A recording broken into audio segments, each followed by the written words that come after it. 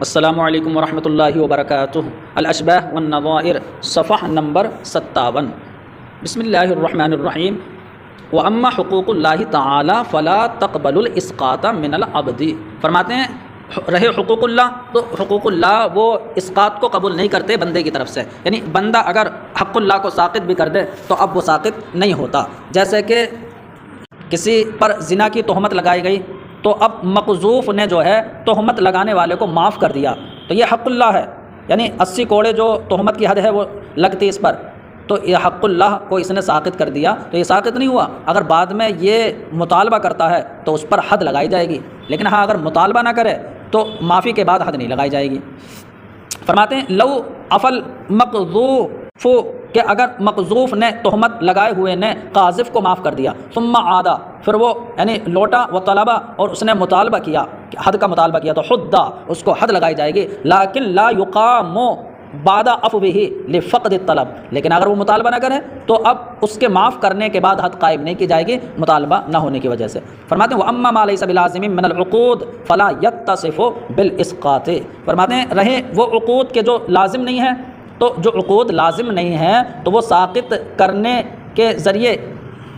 وہ اسقاط سے متصف نہیں ہوتے، یعنی وہ ساقط کرنے سے وہ متصف نہیں ہوتے۔ اس کا مطلب یہ ہے کہ وہاں پر ساقط کر بھی دیا اگر تو وہ ساقط نہیں ہوں گے۔ کل وکالتی والعاریتی و قبول الودیعتی۔ فرماتے ہیں جیسے وکالت ہے کہ جو ہے موکل نے کسی کو وکیل بنا دیا، اب وکیل یہ کہے کہ میں نے اپنے حق کو جو ہے وہ ساقط کر دیا تو تب بھی جو ہے وہ ساقط نہیں ہوگا، تب بھی جو ہے وہ اپنی وکالت کو انجام دے سکتا ہے۔ ایسے ہی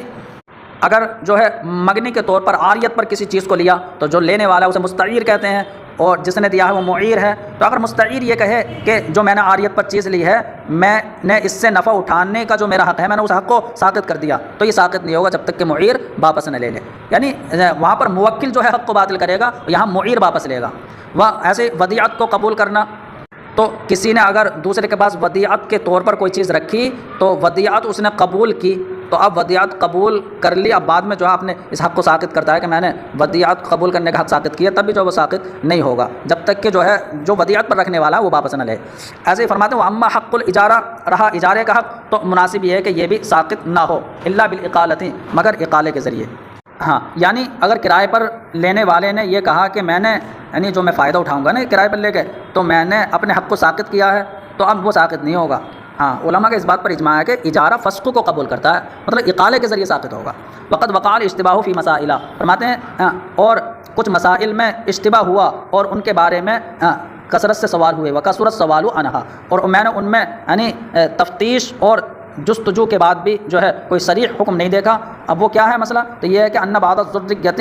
المشروطہ لہم الرع، کہ بعض اولاد کے جن کے لیے پیداوار کی شرط لگائی گئی، تو پیداوار کی شرط لگا دی گئی ہے وہ اولاد ہے، تو اب اذا اسقط حقہ لغیرہ من استحقاقہ، تو اب اپنے استحقاق میں سے مطلب جن کے وہ مستحق ہیں تو اب اپنے مستحق چیز میں سے اگر وہ اپنے حق کو ساقط کر دیں دوسرے کے لیے تو اب اس کا کیا حکم ہے؟ تو فرماتے اس کا میں نے صریح حکم نہیں دیکھا۔ ایسے المشروط لہ النظر، ایک مسئلہ یہ ہے کہ جس کے لیے دیکھ ریکھ کی شرط لگائی گئی، جب وہ دوسرے کے لیے جو ہے وہ ساقط کر دے اپنے حق کو، کیسے ساقط کرے؟ مطلب دیکھ ریکھ کی شرط تھی بیان فرغ لہو عنہ، بیں طور کہ وہ اس دوسرے کے لیے جو ہے وہ فارغ ہو جائے اس حق سے، مطلب اس حق کو دوسرے کے لیے چھوڑ دے، تو اب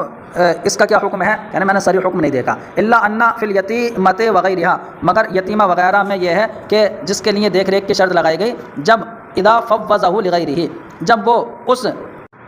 دیکھ ریکھ کی ذمہ داری کو دوسرے کے لیے سپرد کر دے، تو یہاں پر یعنی اگر اس نے عمومی طور پر سپرد کر دیا ہے کہ میں نے سب کچھ تمہیں جو ہے سپرد کر دیا عمومی طور پر، تب تو یہ صحیح ہوگا، ورنہ تو اگر جو ہے عمومی طور پر اس نے سپرد نہیں کیا ہے تو اگر یہ صحیح سالم ہے یعنی بیمار نہیں ہے تب جائز نہیں ہوگا حالت صحت میں۔ اگر اس کے موت کا وقت قریب آ گیا تب جو ہے خصوصی طور پر بھی جو ہے سپرد کرنا جائز ہے، مطلب کئی چیزوں کی ذمہ داری ہے تو ایک چیز کی ذمہ داری دوسرے کے سپرد کر دے، جیسے کہ وصی کے لیے یہ جائز ہے کہ وہ دوسرے کو وصیت کرتا ہے،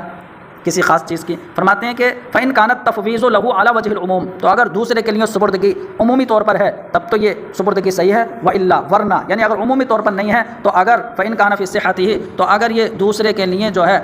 دیکھ ریکھ یعنی حق کو سپرد کرنا یہ حالت صحت میں ہے تو یہ جائز نہیں ہے، اور اگر موت کے وقت ہے تو یہ جائز ہے، بناء علی ان، اس بنیاد پر کہ وصی کے لیے دوسرے کو وصیت کرنا جائز ہے.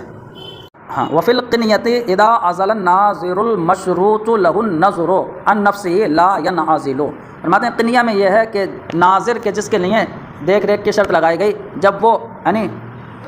وہ معزول ہو جائے، یعنی اپنے آپ سے جو ہے وہ معزول ہو جائے، تو اب جو ہے وہ معزول نہیں ہو سکتا، یعنی خود سے وہ معزول نہیں ہو سکتا. الا ان یخرجہ الواقف او القاضی، ہاں مگر یہ کہ جو واقف ہے جس نے اس کو ذمہ داری دی ہے وہ واقف جو ہے وہ اس کو خارج کرے یا قاضی جو ہے خارج کرے، تبھی جو ہے ہو سکتا ہے، یعنی دلیل کے ذریعے جو ہے وہ خارج کریں. ومنها ان الواقف اذا شرط لنفسه شرطا في اصل الوقف، اور فرماتے ہیں قنیہ میں جو ہے ایک مسئلہ یہ ہے، ہاں ومنها کا مطلب وہ انہی مسائل میں کہ جن کا صریح حکم نہیں دے گا. ایک مسئلہ یہ ہے کہ واقف جب اپنے لیے ہاں اصل وقف میں کوئی شرط لگا دے، اصل وقف میں شرط لگائے کا شرط الادخال، جیسا کہ داخل کرنے کی شرط، مطلب اصل وقف میں یہ شرط لگائی کہ میں اس زمین میں اور بھی داخل کر سکتا ہوں، یا اخراج کی شرط لگائی کہ کچھ کو خارج کر سکتا ہوں، یا زیادتی کی شرط لگائی کہ کچھ زیادہ یا کمی کی یا بدلنے کی شرط لگائی کہ میں اس کے بدلے میں دوسری دے سکتا ہوں. تو اب یہ شرط اگر لگائی واقف نے اصل وقف میں، فاسقط حقہ من هذا الشرط، پھر اس شرط سے اپنے حق کو ساقط کیا، تو اب کیا حکم ہے؟ فرماتے ہیں ینبغی ان یقال، تو مناسب تو یہ ہے کہ تمام میں جو ہے سقوط کا قول کیا جائے کہ یعنی اس کا حق جو ہے وہ ساقط ہو جائے گا.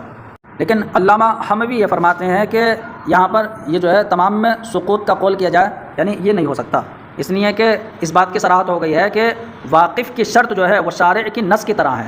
ہاں، شرط الواقف کا نص شارع، اور جو ہے پیچھے یہ معلوم ہو گیا ہے کہ وراثت وہ ساقط کرنے سے ساقط نہیں ہوتی، تو ظاہر سی بات ہے وقف میں جس کے لیے جو ہے شرط ہے مستحق ہے جو، تو اس کا بھی جو ہے وہ حق اپنا ساقط کرے تو ساقط نہیں ہوگا. یہ قاضی خاں کے حوالے سے جو پیچھے گزر گیا کہ مدرسے والوں میں سے کوئی جو ہے فقیر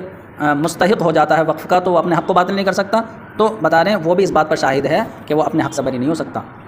لیکن مصنف فرماتے ہیں کہ مناسب یہ ہے کہ تمام میں سقوط کا قول کیا جائے، لأنه الاصل فی من اسقط حقه من شیء، اس لیے کہ یہی اصل ہے اس شخص کے بارے میں کہ جو کسی چیز سے اپنے حق کو ساقط کرے، مطلب کوئی اپنے حق کو ساقط کرے تو اصل یہی ہے کہ وہ حق ساقط ہو جاتا ہے، جیسے کہ یعنی جامع الفصولین کے کلام سے گزشتہ میں معلوم ہو گیا. الا اذا اسقط المشروط له الريع حقه، لیکن فرماتے لیکن جس کے لیے پیداوار کی شرط لگائی گئی اس نے اپنے حق کو ساقط کیا، اپنے حق کو تو ساقط کیا ہے لیکن کسی دوسرے کو نہیں دیا، تو اب کس کی ذمہ داری میں وہ جائے گا؟ تو یہ ساقط نہیں ہوگا. فلا یسقط، یہ ساقط نہیں ہوگا. کما فہمہ الترسوسی، جیسا کہ علامہ ترسوسی نے اسے سمجھا ہے. بخلاف ما اذا اسقط حقه لغیرہ، برخلاف اس کے کہ جب اپنے حق کو ساقط کیا دوسرے کے لیے، تو اب جو ہے دوسرے کے لیے جو ہے اپنے حق کو ساقط کیا ہے تو یہ جو ہے ساقط ہو جائے گا. وفیما اذا اسقط الواقف حقه مما شرط لنفسه او لغیرہ،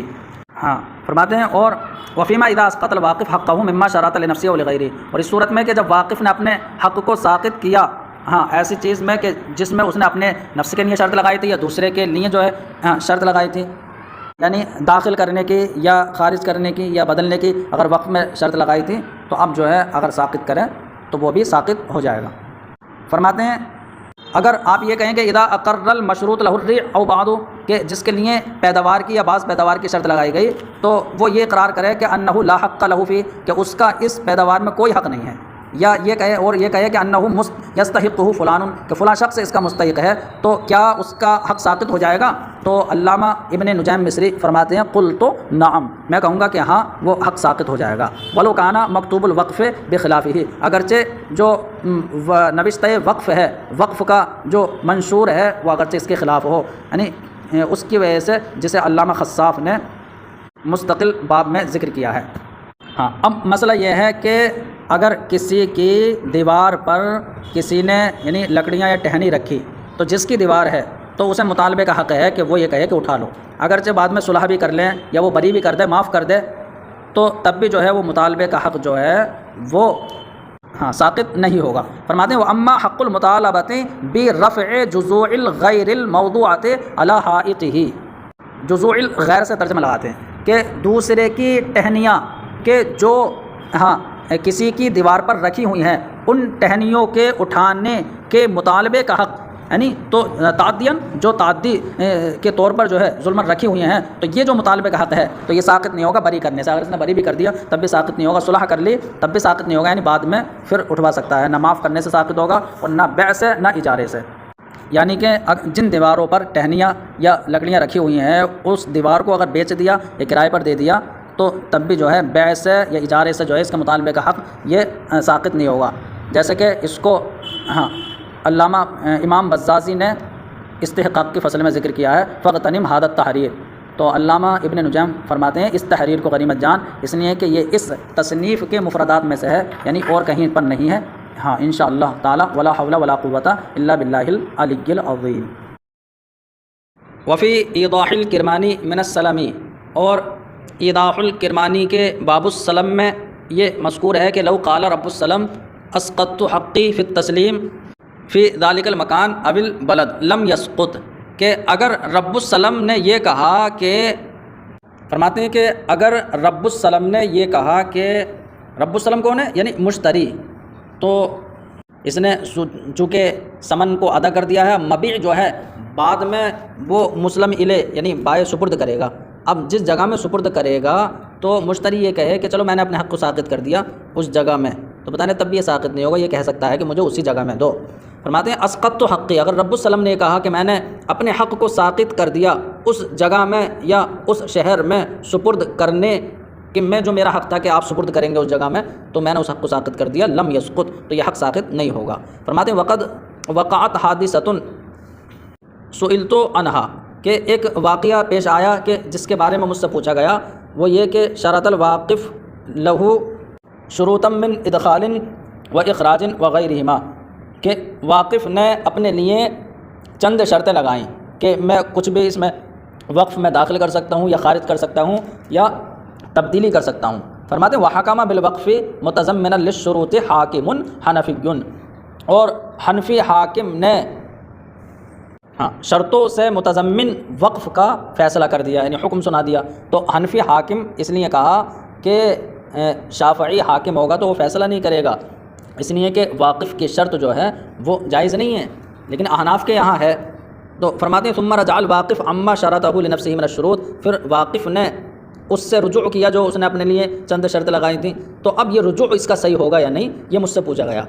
فرماتے ہیں فَأَجَبْتُ بِعَدَمِ صِحَّةِ رُجُوعِهِ، تو میں نے یہ جواب دیا کہ اس واقف کا رجوع یہ صحیح نہیں ہوگا. کیوں؟ لأن الوقف بعد الحکم لازم، اس لیے کہ حاکم کے فیصلے کے بعد جو ہے وقف لازم ہو چکا ہے. جب وقف لازم ہو گیا ہے، کس کی وجہ سے لازم ہو گیا؟ تو آگے فرماتے ہیں بسبب الحکم، یعنی حکم اور فیصلے کی وجہ سے جو ہے وقف لازم ہو گیا ہے. کما صرحوا بھی، یہ بیچ میں آ گیا ہے جیسے کہ اس کی صراحت کی ہے. وہوا شامل للشروط، اور جو وقف ہے یہ شرطوں کو بھی شامل ہے. تو جب وقف لازم ہو گیا تو شرطیں بھی لازم ہو جائیں گی. تو وہی فرماتے ہیں وہوا شامل للشروط، اور وقف شرطوں کو شامل ہے تو شرطیں بھی لازم ہو جائیں گی وقف کے لازم ہونے کی طرح. کما صرح به الترسوسی فی من اسقط حقه فیما شرط له من الریع لا لاحد، جیسا کہ اس کی صراحت علامہ ترسوسی نے کی ہے اس شخص کے بارے میں کہ جو شخص اپنے حق کو ساقط کر لے اس میں کہ جو اس نے اپنے لیے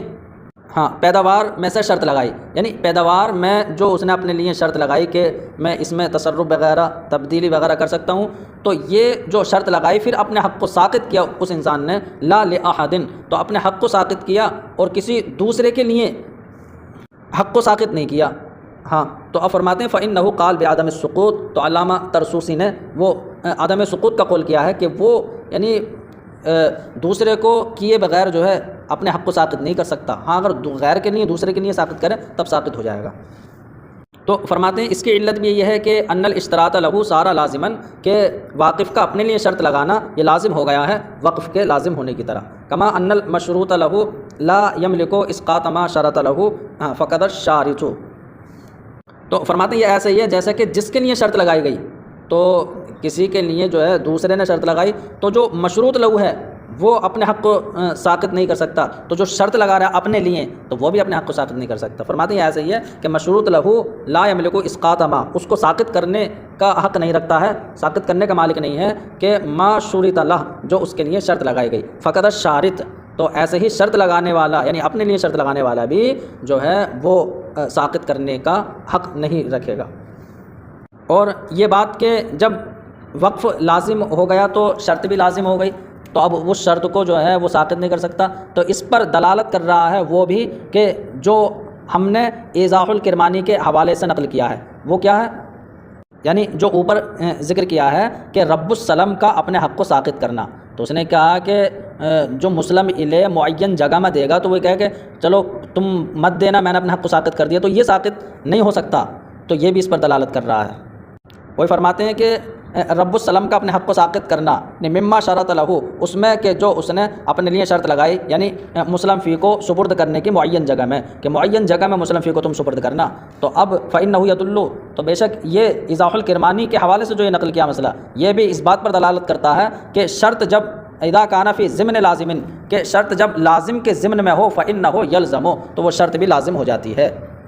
ولا یقبل الاسقاط، اور وہ اسقاط کو قبول نہیں کرتی ہے۔ لیکن علامہ حموی حاشیے میں فرماتے ہیں کہ لازم کے ضمن میں شرط بھی لازم ہو جاتی ہے، یہ بات اس کے خلاف ہے جو مصنف یعنی علامہ ابن نجیم مصری نے کنز الدقائق کی شرح میں جو یہ اختیار کیا ہے اس کے خلاف ہے یہ، کیونکہ وہاں یہ اختیار کیا ہے کہ شرط جو ہے وہ ساقط ہو جاتی ہے۔ فرماتے ہیں بیان ان الساقط لا یعود، یہ بیان کہ ساقط جو ہے وہ عود نہیں کرتا، جو ساقط ہو جائے وہ واپس نہیں آتا، کہ اگر کوئی صاحب ترتیب ہے لیکن اس کی جو ہے وہ کئی نمازیں وہ چھوٹ گئیں، تو اب جو ہے مثلا 10 نمازیں اس کی چھوٹ گئیں، تو اب اس کی ترتیب جو ہے وہ ساقط ہو گئی۔ ساقط ہونے کے بعد اب اگر اس نے جو ہے وہ فوت شدہ نمازیں پڑھ لیں، کم کر لیں، تو اب جو ہے ترتیب نہیں لوٹے گی، یعنی کم کرنے سے جو ہے وہ ترتیب واپس نہیں آئے گی۔ وہ فرماتے فلا یعود الترتیب، تو ترتیب جو ہے وہ واپس نہیں آئے گی ساقط ہونے کے بعد بقلت الفوائد، فوت شدہ نمازوں کے کم ہونے سے۔ اس کا مطلب یہ ہے کہ اگر اس نے سب فوت شدہ نمازیں پڑھ لی اگر، تب ترتیب واپس آئے گی، برخلاف اس کے کہ اذا سقط بالنسیان، کہ جب ترتیب نسیان کی وجہ سے ساقط ہوئی، مثلا کوئی نماز کو بھول گیا، اب بعد میں اسے جو ہے یاد آتا ہے، تو اب جو ہے یہ ترتیب جو ہے وہ واپس ہو جائے گی یاد آنے کی وجہ سے، فإنہ یعود بالتذکر، تو یاد آنے کی وجہ سے ترتیب واپس لوٹ آئے گی، لأن النسیان کان مانعا لا مسقطا، اس لیے کہ نسیان جو ہے وہ مانع ہے، یعنی وہ ساقط کرنے والا نہیں ہے ترتیب کو کہ نہ لوٹے، تو اس کا مطلب فہوا من باب زوال المانع، تو اب یہ مانع کے زائل ہونے کے باب سے ہوگا کہ مانع اگر زائل ہو جائے تو اب حکم جو ہے لوٹ آتا ہے۔ فرماتے ہیں ولا تعود النجاست بعد الحکم بزوالها، کہ نجاست کے زائل ہونے کا حکم دے دیا، تو اب نجاست کے زوال کا حکم دینے کے بعد پھر نجاست جو ہے وہ واپس پلٹ کر نہیں آتی۔ کیسے؟ یعنی زمین پر نجاست جو ہے وہ ختم ہو گئی، زائل ہو گئی، تو پھر جو ہے وہ نجاست بعد میں واپس نہیں آتی۔ جیسے یہ مسئلہ ہے کہ فلو دبغ الجلد بالتشمیس ونحوہ، تو اگر کھال کو طباقت دی گئی سورج میں سکھانے کے ذریعے، یا اس جیسے مطلب مٹی کے ذریعے یا ہوا میں ڈال کر جو ہے طباقت دی گئی، وفرق الثوب من المنی، اور کپڑے سے منی کو کھرس دیا گیا، وجفت الارض بالشمس، اور جو ہے ناپاک زمین جو ہے وہ دھوپ کی وجہ سے سوکھ گئی، ثم اصابها ماء، پھر اس پر یعنی پانی پہنچا، پانی اس پر لگا، تو اب جو ہے لا تعود النجاست، تو اب نجاست جو ہے وہ عود نہیں کرے گی اصح قول میں، ہاں یعنی دوبارہ وہ زمین ناپاک نہیں ہوگی۔ وکذا البئر، اسی طریقے سے کنواں اذا غار ماؤها، ہاں تو ایسے ہی ناپاک کنواں ہے تو اذا غار ماؤها، جب اس کا پانی سوکھ گیا، تو ناپاک کنویں کا پانی جو ہے بالکل پانی سوکھ گیا نیچے تک، ثم عاد، پھر دوبارہ پانی آیا، تو اب جو ہے وہ پانی ناپاک نہیں ہوگا۔ فرماتے ہیں ومنہ عدم صحت الاقالۃ للاقالۃ فی السلم، فرماتے ہیں اور اسی سے یہ ہے کہ یعنی جو ساقط ہے وہ نہیں لوٹتا ہے، تو بیع سلم میں اقالہ کیا دونوں نے، رب السلم نے اور مسلم الیہ نے، اب اقالہ کیا تو اس کا مطلب بیع فسخ ہو گئی، ختم ہو گئی، تو ساقط ہو گئی، اب بعد میں اس ساقط کا اقالہ کریں، مطلب بیع کو صحیح کریں، تو یہ اقالہ کرنا مطلب بیع کو صحیح کرنا یہ صحیح نہیں ہو سکتا، کیونکہ ساقط وہ نہیں لوٹتا ہے۔ فرماتے ہیں عدم صحت الاقالۃ للاقالۃ فی السلم، بیع سلم میں اقالے کے اقالہ صحیح نہیں ہوگا، مطلب بیع سلم میں اقالہ جو کیا ہے پھر اس اقالے کو ختم کرنا اور پھر بیع کو صحیح کرنا یہ نہیں ہوگا، لأنہ دین، ہاں اس لیے کہ مسلم فی وہ دین ہوتی ہے ذمے میں، تو اس کا مطلب جب اقالہ کر لیا تو دین وہ ساقط ہو گیا، جب ساقط ہو گیا تو فلا یعود، تو اب جو ہے وہ واپس عود نہیں کرے گا۔ فرماتے ہیں اما عود النفقۃ بعد سقوطها بالنشوز بالرجوع، ہاں کہ نشوز کا مطلب نافرمانی، یعنی نافرمانی کی وجہ سے عورت کا نفقہ ساقط ہونے کے بعد نفقہ لوٹ آتا ہے بالرجوع، رجوع کرنے کی وجہ سے، مطلب عورت نے رجوع کر لیا اپنے نافرمانی سے تو پھر اس کا نفقہ چالو ہو جاتا ہے۔ تو یہ جو ہے باب سقوط سے نہیں ہے بلکہ باب زوال مانع سے ہے، یعنی مانع تھا کون نافرمانی، تو نافرمانی ختم ہو گئی، نفقہ چالو ہو گیا، تو یہ زوال مانع کے باب سے ہے، یعنی ساقط کے عود کے باب سے نہیں ہے کہ ساقط یہاں لوٹ رہا۔ وعلی ھذا اختلف المشائخ فی بعض مسائل فی الخیارات من البیوع، تو بتا رہے ہیں اور اسی بنیاد پر مشائخ نے بعض مسائل میں اختلاف کیا ہے۔ ہاں کون سے بعض مسائل؟ جو بیوع کے خیارات کے سلسلے میں ہے، یعنی بیع میں جو خیار شرط وغیرہ یا خیار رویت یا خیار عیب وغیرہ ہوتا ہے، تو مشائخ نے کیا اختلاف کیا ہے؟ تو یہ اختلاف کیا ہے کہ اگر کسی نے مطلب خیار شرط ہے تو خیار شرط میں 3 دن کا خیار ہوتا ہے، تو اگر کسی نے 5 دن کے خیار کی شرط لگا دی تو اب ہاں یہ خیار صحیح نہیں ہوگا، لیکن اگر اس نے جو 2 دن جو ہیں مانع صحت وہ زائد 2 دن تو ہیں، تو ان 2 دن کو جو ہے اس نے زائل کر دیا، ختم کر دیا، تو اب جو ہے وہ خیار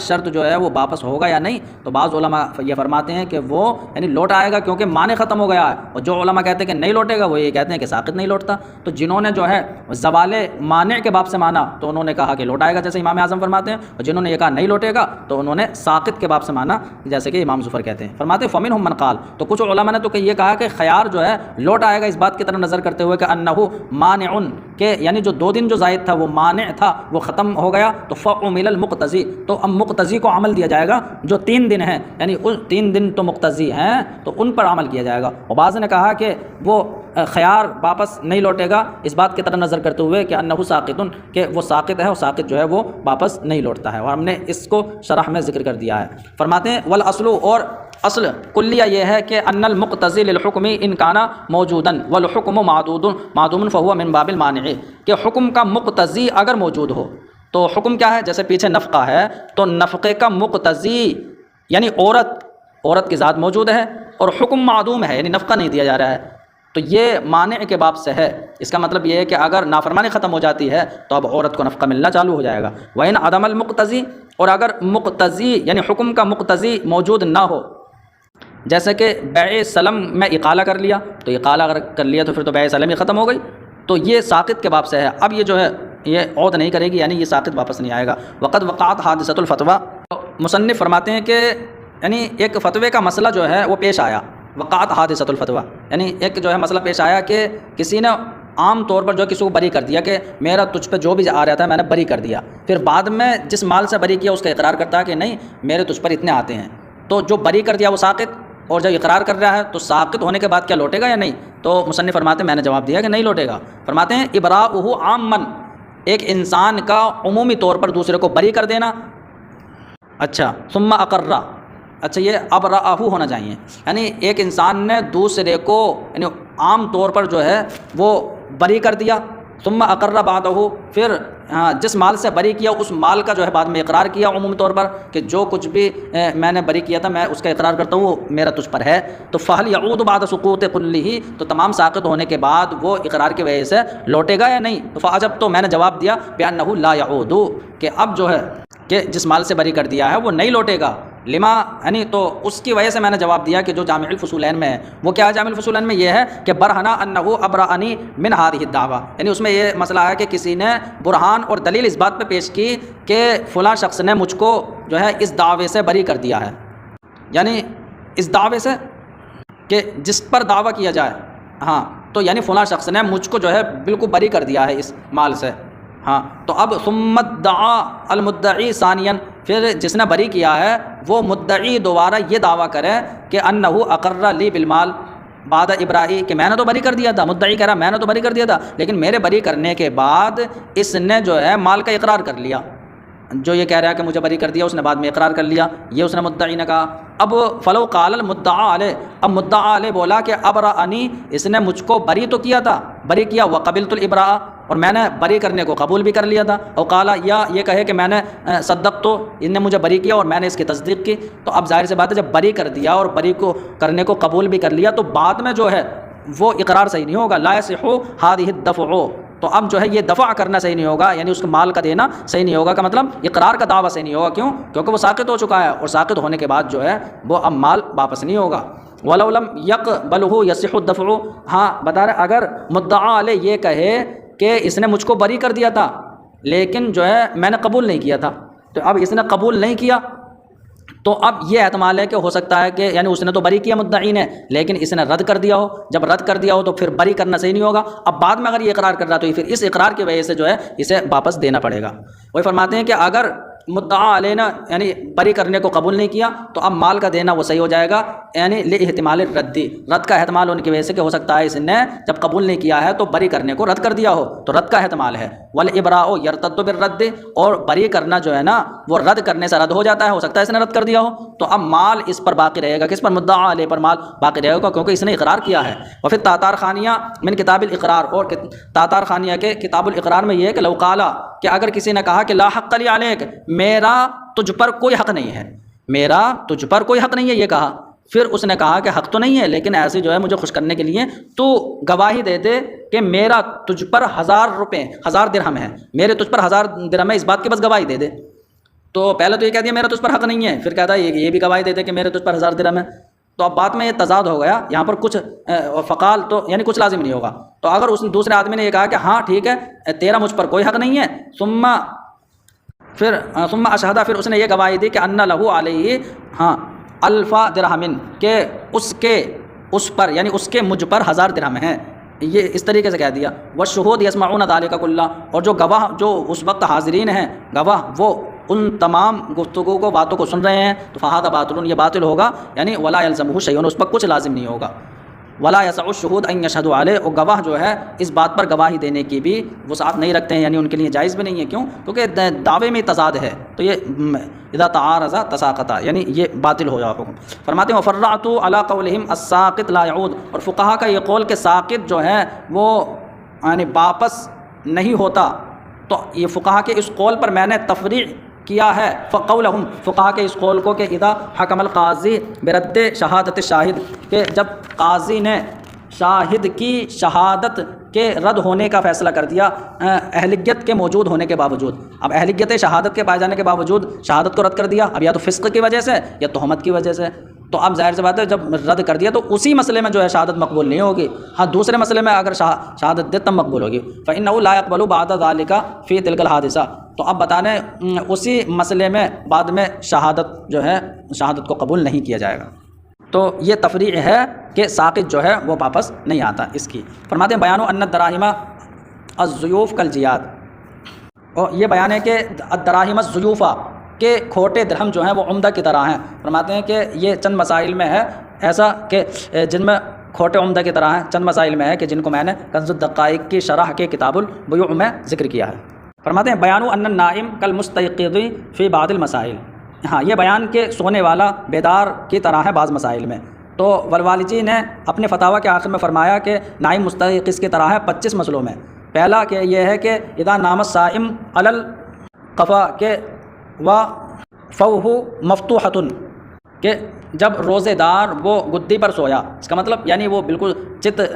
سیدھا سویا، وفوہ مفتوحۃ، اور اس کا منہ کھلا ہوا ہے، فقطرہ قطرۃ من ماء المطر، اور بارش کے پانی کا ایک قطرہ گرا فیہ اس کے منہ میں، تو اب وہ سو رہا ہے لیکن اس کا روزہ فاسد ہو جائے گا، اس لیے کہ یہاں پر سونے والا بیدار کی طرح ہے۔ ایسے ہی جب کوئی جو ہے پانی کا قطرہ اس کے منہ میں ٹپکا دے تب بھی جو ہے وہ روزہ ٹوٹ جائے گا۔ وبلغ ذلک جوفہ، اور وہ اس کے پیٹ میں جو ہے پہنچ جائے۔ الثانیہ، اور دوسرا مسئلہ، یعنی یہ تو ایک مسئلہ ہو گیا، دوسرا مسئلہ یہ ہے کہ اذا جامعها زوجها وهي نائمة یفسد صومها، کہ جب عورت سے اس کے شوہر نے جمع کیا اس حال میں کہ عورت سوئی ہوئی تھی تو اب عورت کا روزہ وہ فاسد ہو جائے گا، اس لیے کہ یہاں پر عورت جو سو رہی ہے وہ بیدار کی طرح ہے۔ تیسرا مسئلہ یہ ہے کہ لو کانت محرمۃ فجامعها زوجها وهي نائمة، کہ اگر عورت جو ہے احرام میں ہو پھر شوہر جمع کر لے اس حال میں کہ عورت سو رہی ہے تو اب عورت پر جو ہے وہ کفارہ لازم ہوگا، یعنی دم لازم ہو جائے گا۔ چوتھا مسئلہ یہ ہے کہ محرم جب سوئے ہاں تو محرم سو گیا، اب ایک شخص آیا فحلق راسہ اور اس کا سر مونڈ دیا تو وجب الجزاء علیہ، تو اب اس پر جو ہے وہ دم واجب ہو جائے گا، جزا واجب ہوگی۔ پانچ مسئلہ یہ ہے کہ محرم جب سو گیا، ہاں فانقلب علی صید، اور شکار پر جو ہے وہ گر گیا، تو اب شکار پر یہ گر گیا، سو رہا تھا تو اب فقتلہ، ایسا گرا کہ اس شکار کو مار دیا، تو اب اس پر جو ہے دم واجب ہوگا، اس لیے کہ سو رہا تھا، لیکن یہاں سونے والا وہ بیدار کی طرح ہے، ایسا ہے جیسے بیداری میں اس نے جو ہے وہ شکار کر لیا، قتل کر دیا۔ پانچواں مسئلہ یہ ہے، ہاں پانچواں ہو گیا۔ چھٹا یہ ہے کہ اذا نام المحرم علی بعیر، کہ محرم جو ہے وہ اونٹ پر جو ہے وہ سو گیا، ودخل فی عرفات، اور سوتے سوتے وہ میدان عرفات میں داخل ہو گیا، تو فقد ادرک الحج، تو اب اس نے حج کو جو ہے وہ پورا کر لیا، اس کا مطلب جو ہے جو وقوف عرفہ جو فرض تھا وہ اس کا ادا ہو گیا، کیونکہ یہاں سونے والا بیدار کی طرح ہے۔ اور ساتواں مسئلہ یہ ہے کہ تو مسئلہ یہ ہے کہ وہ شکار کے جس کو پھینکا گیا ہے، یعنی تیر کے ذریعے، تو تیر کے ذریعے جس شکار کو جو ہے پھینکا گیا، اب جو ہے وہ سونے والے کے پاس گر گیا، ہاں تو اب فماتا من تلک الرمیۃ، اور وہ اسی جو ہے پھینکنے کی وجہ سے جو ہے وہ مر گیا، تو اب یہ حرام ہوگا، یعنی کیونکہ یہاں سونے والا بیدار کی طرح ہے، اس لیے کہ بیدار کے پاس اگر یہ گرتا، اور بیدار انسان جو ہے اس کے ذبح کرنے پر جو قادر تھا اور اس نے جو ہے ذبح نہیں کیا، پھر اس پھینکنے کی وجہ سے وہ مر گیا، تو حرام ہو جاتا ہے۔ آٹھواں مسئلہ یہ ہے کہ کوئی انسان سو رہا ہے اور وہ سامان پر گر گیا، وکسرہ، اور اس سامان کو اس نے توڑ دیا، تو وجب الزمان، تو اب زمان واجب ہوگا، اس لیے کہ سونے والا بیدار کی طرح ہے۔ نواں مسئلہ یہ ہے کہ الاب اذا نام تحت جدار، تو مسئلہ یہ ہے کہ باپ کو اگر بیٹا مار دے تو وہ وراثت سے محروم ہو جاتا ہے، تو فرماتے ہیں کہ باپ دیوار کے نیچے سو رہا ہے اور بیٹا جو ہے وہ چھت پر سو رہا ہے، وہ چھت سے گر گیا سوتے ہوئے اور باپ مر گیا، تو اب وراثت سے محروم ہو جائے گا، کیونکہ یہاں بیدار جو ہے ہاں سونے والا بیدار کی طرح ہے۔ فرماتے ہیں باپ جب دیوار کے نیچے سویا، فوقال ابن علیہ، اور بیٹا اس پر چھت سے گر گیا، وہو نائم، اس حال میں کہ بیٹا سو رہا تھا، فمات الابن، علامہ حموی فرماتے ہیں درست یہ ہے کہ اب ہے یہاں پر، اور باپ جو ہے مر گیا تو یحرم عن المیراث، تو بیٹا میراث سے محروم ہو جائے گا بعض کے قول پر، اور یہی صحیح ہے، کیونکہ بیٹے کا باپ پر گرنا جو ہے یہ اس کی موت کا سبب بنا ہے، تو اب یہ ایسا ہو گیا جیسے کہ اسے قتل ہی کیا ہے اس نے، تو جیسے کہ بیداری میں قتل کرتا تب محروم ہو جاتا، ایسے یہاں پر محروم ہو جائے گا۔ تو اب 10واں مسئلہ یہ ہے کہ من رفع النائمہ، جس نے سوتے انسان کو اٹھایا، یعنی کھاٹ پہ سو رہا تھا، کھات اٹھا کے جو ہے دیوار کے نیچے اسے رکھایا اور دیوار گر پڑی، تو یہاں پر یہ رکھنے والا ضامن نہیں ہوگا، کیونکہ وہ سونے والا بیدار کی طرح ہے، یعنی کہ ایسا ہے جیسے بیدار ہے وہ اور پھر دیوار گر گئی۔ فرماتے فسقط علیہ الجدار، اس پہ دیوار گر گئی، وہ مر گیا، تو اب اٹھانے والے پر جو ہے زمان لازم نہیں ہوگا، کیونکہ جو سونے والا ہے وہ بیدار کی طرح ہے، اور بیدار انسان پر دیوار گر جائے تو وہ خود جو ہے ذمہ دار ہے۔ اور 11واں مسئلہ یہ ہے کہ رجل خلا بامرأتہ، کہ ایک آدمی نے اپنی بیوی کے ساتھ خلوت کی، وسمہ اجنبی نائم، اور وہاں پر ایک سوتا ہوا اجنبی ہے،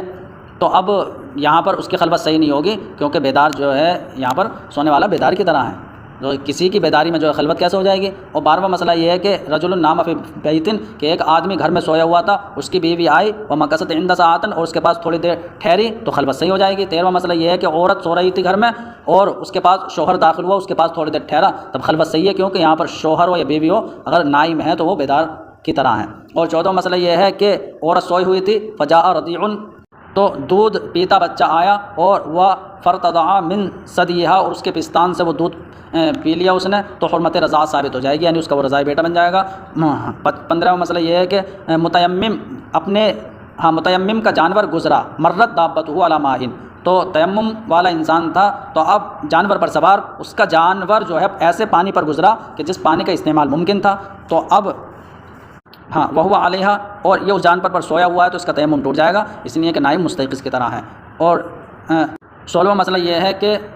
المصلی اذا نام وتکلم فی حالت النوم، کہ مصلی یعنی نماز جو پڑھ رہا ہے، حالت نماز میں جب کوئی سو گیا اور جو ہے سوتے سوتے نیند کی حالت میں اس نے گفتگو کی تو اس کی نماز فاسد ہو جائے گی، اس لیے کہ یہاں ایسا ہے جیسے بیداری میں اس نے گفتگو کی ہے۔ اور 17واں مسئلہ یہ ہے کہ المصلی اذا نام، کہ حالت نماز میں کوئی سو گیا اور اپنے یعنی حالت نوم میں اس نے قرات کی، تو تعتبر تلک القرات، تو اس قرات کا اعتبار کیا جائے گا ایک روایت میں، کیونکہ یہاں پر نائم مستيقظ کی طرح ہے۔ اور 18واں مسئلہ یہ ہے کہ